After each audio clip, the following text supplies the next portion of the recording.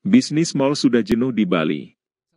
Ini bisa dilihat dari banyak mal di pusat pariwisata dan kota yang sepi pengunjung, bahkan ada yang tutup. Berikut pernyataan Panudiana Hun sebagai pelaku bisnis, yang juga konsul kehormatan Malaysia di Bali. Kata orang mal jenuh, tapi banyak orang mendirikan mal di Sanur sekarang. Gimana Pak? Ya, Kondisi mal sekarang? Bandingannya kurang jelas Pak. Perayaan future mall itu kayak apa nggak tahu. Dia asal bangun aja. Yang penting punya mall. Ya. Ini kan kebanggaan suatu daerah. Iya. Kebetulan yang punya itu Pak Bagus itu orang Sanur asli. Dia bangun mall, seorang lokal pribumi yang bikin ikon itu. Kebanggaan. Betul bisnis mall jenuh Pak?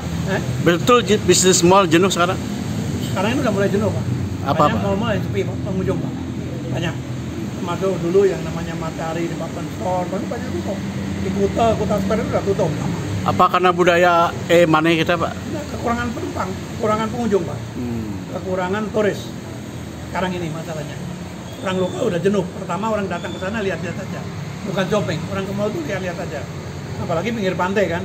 Sampai baru setelah itu nanti nggak datang lagi. Begitu Pak. Jika benar pernyataan Panudiana Kun tersebut, perlu kita pertanyakan mengapa pemerintah terus memberi izin berdirinya mal baru di Bali. Sueca Bali TV melaporkan.